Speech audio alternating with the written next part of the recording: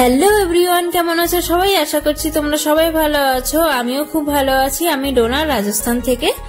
আমি তখন ক্লাস 4-এ পড়ি। বাড়িতে একদিন খুব অশান্তি হচ্ছে। আমার ঠাকুমা ভীষণ রেগে রয়েছে আর মায়ের চোখে জল। মা কাঁদতে কাঁদতে বলছে, তুমি আমার মায়ের ছবিটা এইভাবে ছুঁড়ে ফেলে দিলে। উত্তরে ঠাকুমা কর্কশ স্বরে বলে উঠল, কেন দেব না? এটা আমার বাড়ি। এই বাড়ির কোণের ধুলোটাও আমার অনুমতি নিয়ে থাকে। সেখানে তুমি কাকে বলে নিজের মায়ের ছবি রেখেছো? বরং এক কাজ করো, একেবারে ও বাড়ি চলে যাও, তাহলে আর মাকে চোখে হারাবে না। মা সেদিন কোনো উত্তর দেয়নি। দু চোখ ভর্তি জল নিয়ে নিজের ঘরে চলে গিয়েছিল। আমি খুব অবাক হয়েছিলাম ঠাকুমার এই জঘন্য ব্যবহারে। আমি তখন অবশ্য খুব ছোট, তাই কথাটা বলা উচিত হবে না ভেবেই চুপ করে গিয়েছিলাম। আজ ঠিক 15 বছর আগের ঘটনাটা চোখের সামনে ভেসে উঠল। আমার দু চোখ তখন জল ভরে আসলো। আজ আমার বিয়ের 6.5 বছর পূর্ণ হলো। মায়ের থেকে অনেক দূরে চলে এসেছি সেই কবেই, আর আমি তাকে চাইলেও যখন তখন দেখতে পাই না। তাই মা, বোন আর ভাইয়ের একসাথে বাঁধানো একটা ছবি এনেছিলাম, ওই ছবিটা নিজের ঘরে রাখবো বলে। কিন্তু কিছুতেই সাহসে কুলাতে পারিনি, কারণ সেদিন ঠাকুমার ব্যবহারের ভয়টাও আজও মনের মধ্যে ভীষণভাবে দানা বেঁধে রয়েছে। আমার মনে হয় শ্বশুর বাড়িতে আর যাই হোক, মায়ের ছবি লাগানো যায় না, এটা ভেবে চোখের জল মুছলাম। আমার নাম ডোনা। আমি আমার মায়ের প্রথম সন্তান। আমি একজন হাউসওয়াইফ। বিয়ে হয়েছে আজ 6.5 বছর হলো। স্বামীর মেডিকেল শপ আছে, সঙ্গে শ্বশুর, শাশুড়ি আর 2 ননদ নিয়ে আমার ভরা সংসার। আমার শাশুড়ি মানুষটা কেমন এতদিন এসে পুরোপুরি বুঝতে পারিনি, তবে সে যে কঠোর তার কথাবার্তায় প্রকাশ পেত। আমি একদিন বেসিনের কলটা ছেড়ে বাসন ধুচ্ছিলাম, হঠাৎ পেছন থেকে আমার শাশুড়ি গম্ভীর গলায় বলে উঠল, কি ব্যাপার ডোনা, কলটা একটু কমিয়ে ছাড়তে পারছো না? দেখছো না জলের কত অপচয় হচ্ছে? হ্যাঁ মা, এক্ষুনি করছি। আমি কলটা আসতে ছাড়লাম। আমি অবাক হলাম যে এটা গম্ভীরভাবে বলার কি ছিল। আমাকে ভালো করে বললো তো আমি ঠিক বুঝতাম। যাই হোক, বিশেষ কিছু পাত্তা না দিয়ে নিজের কাজ আবার নিজে করতে লাগলাম। আবার আরেকদিন হলো আরেক ঘটনা। আমি বাপের বাড়ি যাব বলে রেডি হচ্ছি, হঠাৎ দেখছি আমার শাশুড়ি মা এসে আমার ঘর ঝাড় দিচ্ছে। আমি বললাম, এ কি মা, তুমি আবার কেন কোমর নিচু করে এইসব করছো?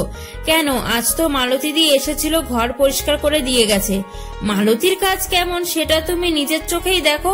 আমি বললাম, কেন মা, কি হয়েছে?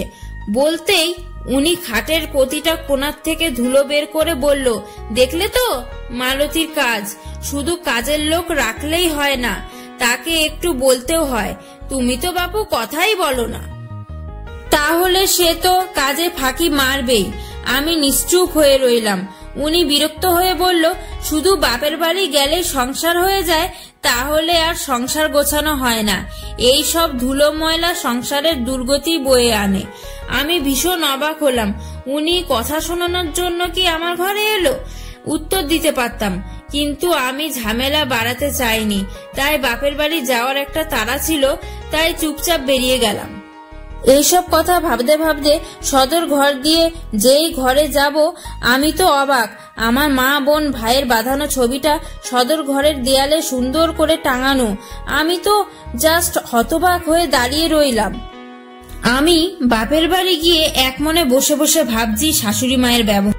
ছোট ননদকে ডেকে বললাম, এই ছবিটা এখানে কে টাঙালো গো? ননদ তখন বলল, মা তোমার ঘরের খাটের পাশে ধুলো পরিষ্কার করতে গিয়ে ছবিটা পেলো, তাই বলল যে টাঙিয়ে রাখি। আমার চোখ জল ভরে এলো। কি বলবো বুঝে ওঠার আগে সব চোখের সামনে পরিষ্কার হলো। মাত্র 6 বছরে একটা মানুষকে বড্ড বেশি জাজ করে ফেলেছি। কত মানুষকে আমরা সারা জীবনও চিনতে পারি না, সেখানে আমি কি করে 6 বছরে একটা মানুষকে ভুল বুঝে ফেললাম। বুকের ভেতরটা মোচড় দিয়ে উঠলো। হাত মুখ ধুয়ে শাশুড়ির ঘরে গিয়ে দেখলাম শাশুড়ি মা শুয়ে রয়েছে। আমি পায়ে হাত দিয়ে বললাম, মা আমি তোমাকে চিনতে ভুল করেছি। কেন তুমি এমন কথা বলছো ডোনা? তুমি তো আমার কথার অবাধ্য নও। কি হলো, এত অনুশোচনা কেন তোমার চোখে মুখে? আমি বললাম, জানো মা, আমার মা দাদু দিদার ছবি বাড়িতে রেখেছিল বলে আমার ঠাম্মা ভীষণ রাগারাগি করে সেই ছবিটা ছুঁড়ে ফেলে দিয়েছিল। মা শুধু কেঁদেছিল, আর কিছুই বলতে পারিনি। আমি যদিও ছোট ছিলাম, কিছু বলতে পারিনি, কিন্তু এ বাড়ি আসার পর যখন ছবি টাঙাবো ভেবেছি, তখন তোমার ব্যবহারে আমার সেই ঠাম্মার প্রতিছবিটা কিছুটা দেখতে পেয়েছিলাম, তাই আর টাঙাইনি। আমাকে ক্ষমা করে দাও মা, আমি অন্যায় করেছি। শাশুড়ি আমার মাথায় হাত দিয়ে বলল, সবাই তো একরকম হয় না মা, তবে তোমার ভাবনাটাও আসা ভুল না। কিন্তু আমি মনে করি যে কাউকে ভালোবাসতে গেলে বা তার কাছ থেকে ভালোবাসা পেতে হলে আগে তার সবচেয়ে প্রিয় মানুষগুলোকে ভালোবাসতে হবে। এটা কিন্তু সত্যি, সে কেউ মানুক কি না মানুক। তাই বলে তুমি মায়ের ছবিটা খাটের কোনায় রাখবে? এ ভারী তুমি অন্যায় করেছো। উনি তোমার ঈশ্বর। মায়ের জন্য দরকার পড়লে তুমি ঝগড়া করবে সবার সাথে। কিসের সন্তান না হলে তুমি? মুখ বুজে সহ্য করা আর কান্না করাটা কিন্তু বুদ্ধিমানের কাজ নয়। আমি জানি বিয়ান ভীষণ নরম মনের মানুষ, তাই অশান্তি না চেয়ে হয়তো তোমার মা ঠাম্মার কথা মেনে নিয়েছে, কিন্তু কিছু কিছু অশান্তি ভালোর জন্যও হয়।